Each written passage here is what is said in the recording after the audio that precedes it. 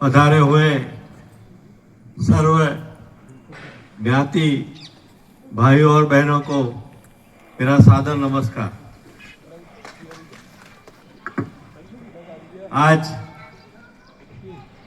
विशाल जी ने जो बात करी वो बात बहुत इम्पोर्टेंट है। सबको उसके ऊपर विचार करना है, सोच करनी है और पूरा समाज जिस तरह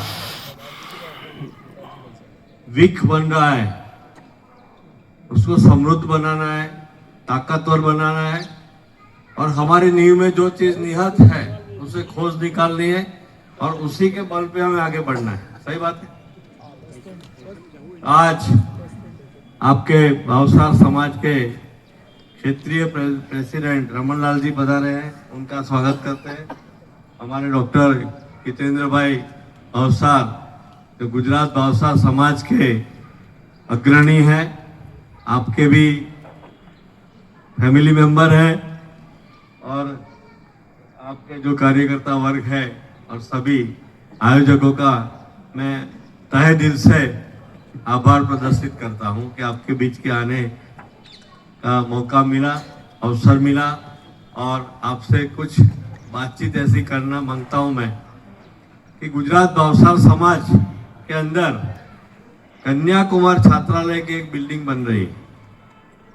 भावसार समाज के जो हॉस्टल है उसको तोड़ के नई बिल्डिंग बना रहे हैं और 70,000 स्क्वायर फीट एरिया के अंदर 8 माल की बिल्डिंग बन रही है। हितेंद्र भाई, तो वो पूरे विश्व में भावसार समाज की सबसे बड़ी ये बिल्डिंग बन रही है। उसके अंदर अपनी बेटियां बेटे एजुकेट होंगे, उनको रहने खाने पीने की व्यवस्था करेंगे और मैं आपको वचन देता हूं कि पूरे भावसार प्रदेश से, पूरे देश से जो भी भाई बहनों की बेटियां और बेटे आएंगे उन सबको फ्री खाना मिलेगा, एजुकेशन का पूरा खर्चा निभा लेंगे हम। और एक और बात करूं कि आरोग्य धाम भी बना रहे हैं। अभी आजकल जो मेडिकल सुविधा जो है इतनी कॉस्टली हो गई है कि एक दफे अगर कोई बीमार पड़ गया तो पूरी बचत खत्म हो जाती है फैमिली की, और एक दफे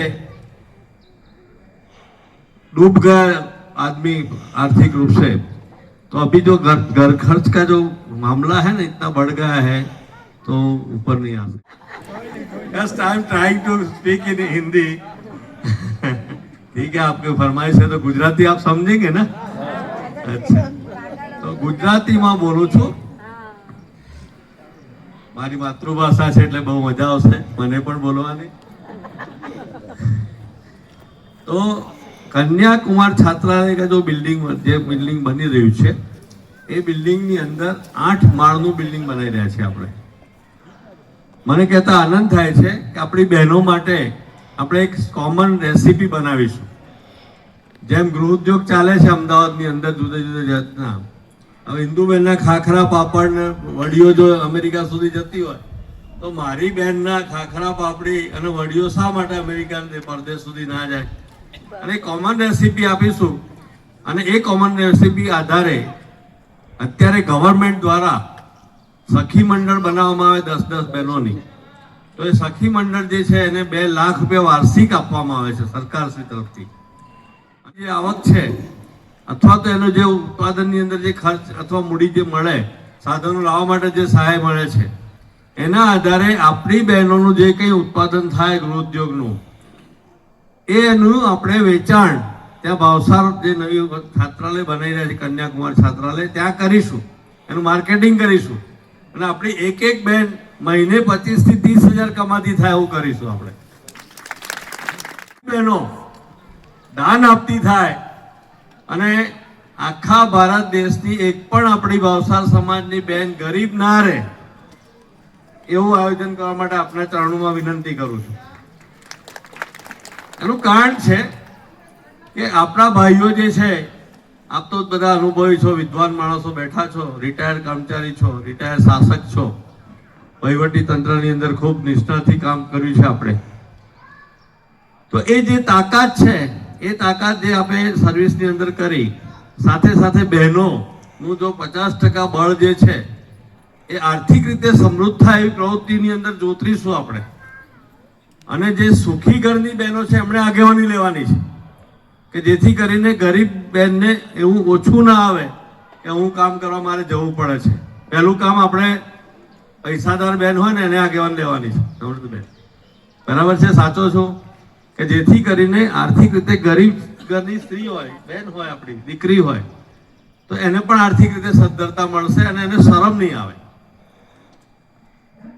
આપણો સમાજ જે છે એજ્યુકેટેડ છે, હાઈલી ક્વોલિફાઈડ થવા માંડ્યું છે. અને મને કહેતા આનંદ થાય છે કે હમણાં એક યુવા સંમેલન કર્યું સાહેબ, એમના મુખ્ય મહેમાન શ્રી હતા અમારા ડૉક્ટર સાહેબ. એક છોકરા અને છોકરીઓ જે આવી છે, કેટલી બધી ગવર્મેન્ટની અંદર સર્વિસ કરતી આવી છે, કેટલા ગેજેટેડ ઓફિસરો આવ્યા યુવાઓને. આપણને આમ ગૌરવ થાય કે 30 વર્ષ પહેલા જે આપણો સમાજ એજ્યુકેશનમાં પાછો હતો, આર્થિક રીતે સમૃદ્ધ હતો, સાહેબ 2-2 લાખ રૂપિયાની આવકવાળા છોકરાઓ આવ્યા છે છોકરીઓની પસંદગી કરવા માટે. છોકરીઓ પણ એવી ટેલેન્ટેડ આવી છે. પહેલા એવું હતું કે ભાઈ સંમેલનની અંદર જઈશું ને એમ કે પસંદગી મેળામાં જઈશું તો જેનું ક્યાંય મેળ ના પડતો એવા છોકરાઓ હશે. એ વાત હવે નથી રહી. પસંદગી પત્ર મેં વાંચ્યું અને એની અંદર જે આપના દ્વારા જે કામગીરી કરવામાં આવવાની છે, જે આર્થિક રીતે તકલીફવાળા વ્યક્તિઓ છે, મેડિકલ સુવિધાની મદદની જરૂર છે, એમને માર્ગદર્શનની જરૂર છે ભવિ વિકાસ માટે, એ જે કંઈ કાર્યક્રમો મેં જોયા હમણાં આપણા પેલા પરિપત્રની અંદર, તો ખૂબ સુંદર છે. આવો આપણે સાથે મળી એક રહીએ, નેક રહીએ અને એવા રીતે તાકાતવર બનીએ અને બનાવીએ એકબીજાને. મર્દ બનો ઓર મર્દ બનાવો.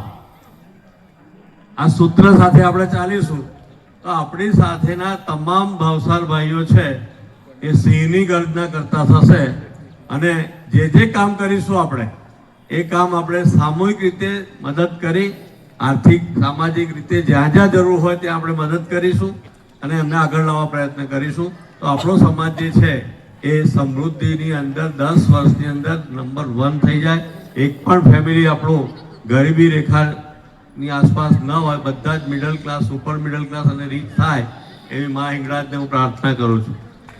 બીજી એક મારી વિનંતી છે, લાલો લાભ વગર લોટે ને એવી ગુજરાતીમાં કહેવત છે. એટલે મારે એવી વિનંતી છે કે આપ ખૂબ સમૃદ્ધ છો, ખૂબ જ્ઞાની છો, તો કન્યાકુમાર છાત્રાલય અમારું જે બની રહ્યું છે 20-25 કરોડના ખર્ચે આપણે ગુજરાત ભાવસાર સમાજ બનાવી રહ્યું છે, એની અંદર અમને ફૂલ લઈને ફૂલની પાંખડી રૂપે અમને મદદ કરજો આર્થિક રીતે. અને હું આશા પણ રાખું છું કે રાજસ્થાનની અંદર પણ આપણે આવું એક સુંદર આયોજન કરીએ. ગુજરાતમાંથી જ્યાં જ્યાં જરૂર હોય ત્યાંથી આર્થિક મદદ પણ અમે લાવીશું ને આપણી સાથે રહીશું.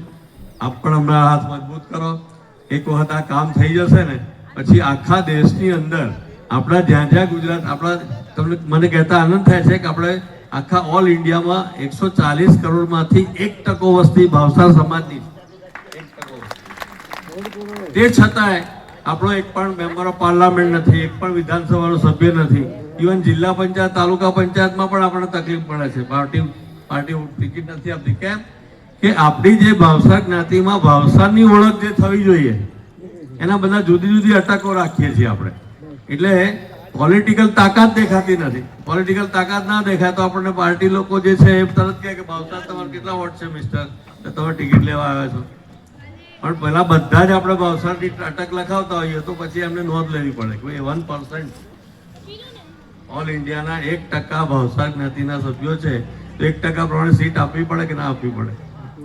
તો રાજ સત્તાની અંદર જો આપણા માણસો બેઠેલા હોય અથવા જ્યાં જ્યાંથી ઉભા રહેલા હોય આપણા રાજસ્થાનની અંદર, વાગડ એરિયાની અંદર કે જ્યાંથી પણ, તો એમને પણ આપણે આપણો સમાજ એની પડખે રહે, એના ઇલેક્શનની અંદર ફંડ પણ આપે અને એમને મદદરૂપ થવા માટે આપણે જ્યાં જ્યાં જવું પડે ત્યાં જવાની તૈયારી રાખવી જોઈએ કે જેથી જીતીને આવે તો આપણા 10 માણસો નોકરી વળગાડે, એ માણસ 10 માણસો રોજગારી કમાતા થાય, ઉદ્યોગો આવે આપણા એરિયાની અંદર અને આપણું સમૃદ્ધ સમાજ થાય.